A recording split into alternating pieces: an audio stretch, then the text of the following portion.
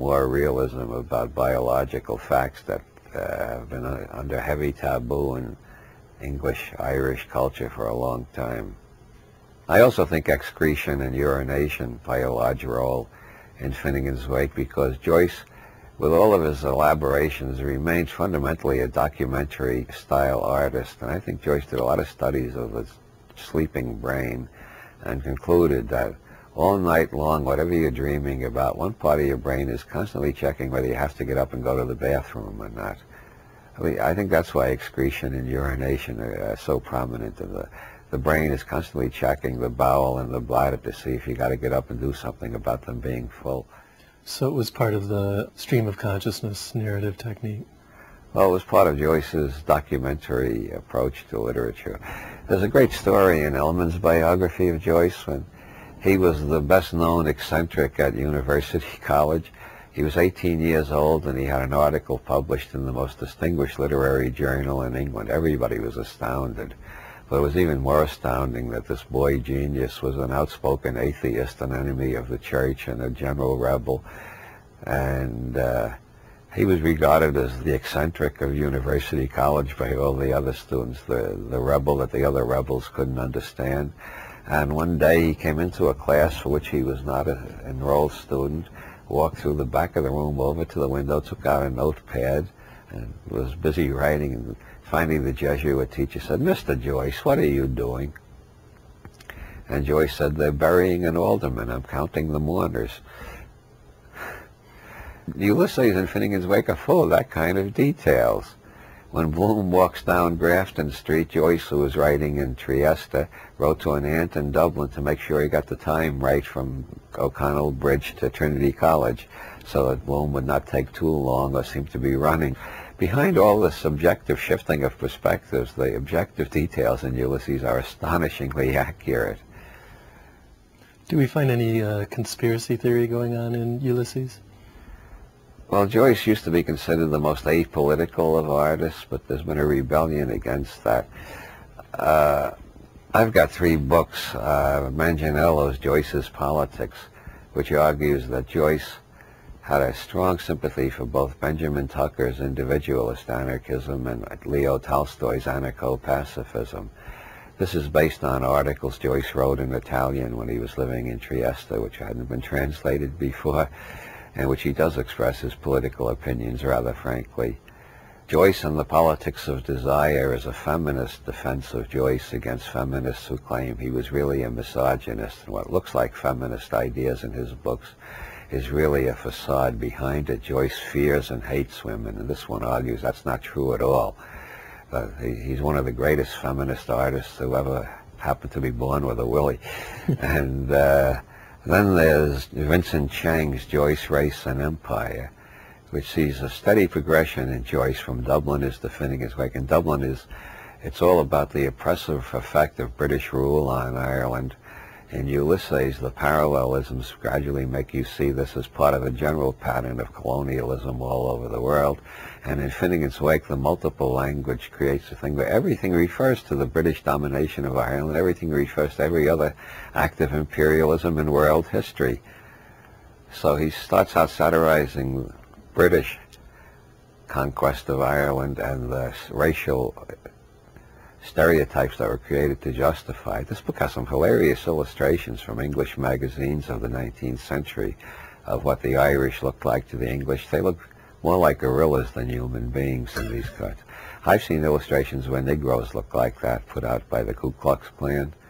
This seems to be a very popular thing with racists, to take whatever group you're going to hate and make them look more like other primates than like human beings. And as Cheng points out, this was the literary environment in which Joyce grew up, in which he was classified as subhuman, a sort of gorilla. That's the way the Irish were regarded by the English. This ties in with that extreme view that Joyce was a one-man literary IRA.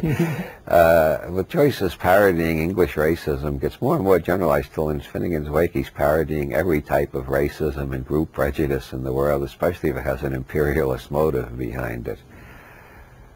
Ezra Pound, in one of his reviews, said, in presenting Ireland under English domination, Joyce implicitly shows the entire Occident under the domination of finance capital. That was before Pound coined the word usurocracy, or otherwise he would have said the Western world under the influence of usurocracy. The international bankers, the financiers, he called it finance capitalism in that case. It's interesting that these two writers, Joyce and Pound, were contemporaneous with each other. What was it about that time in history that seemed to create so many other great artists? Of course, they were contemporary with D.W. Griffith, who revolutionized film, and with Picasso, who revolutionized painting, and Frank Lloyd Wright, who revolutionized architecture. I suppose I would have to say it was the doubling of information. By 1900, information had doubled for the first in 250 years, where previously doublings took millenniums. By 1900, when they were all becoming mature, Picasso, Pound, Joyce, Frank Lloyd Wright, they were all either in their 20s or their late teens. The world was obviously so full of new information that it seemed obvious that we needed new kinds of art to express our new apprehension of the new universe we were in.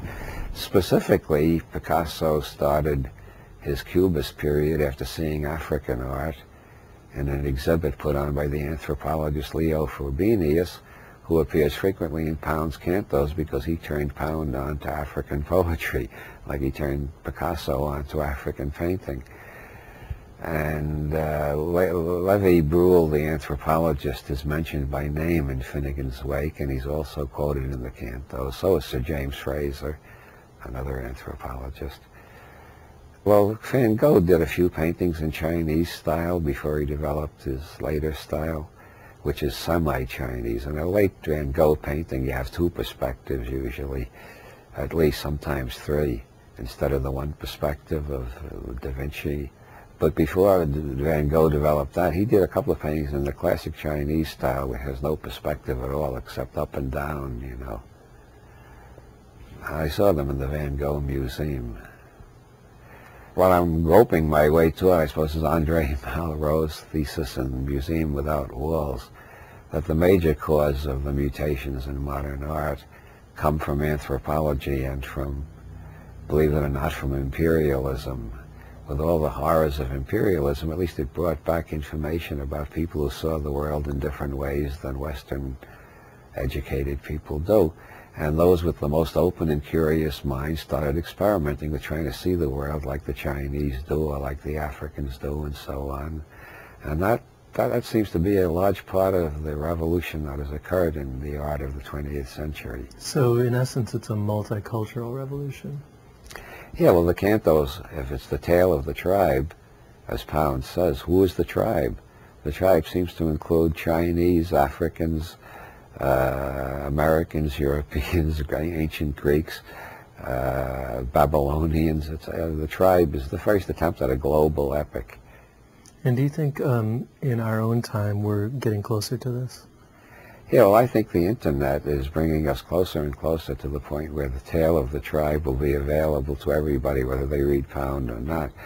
I've got on my email list, I've got people in Germany and Taiwan and Australia and England, and I'm looking forward to getting more people from Africa and Asia on my email list. Well, to quote Ezra Pound again, peace comes of communication. I think the more communication, the better. Or as Norbert Wiener said, to live effectively is to live without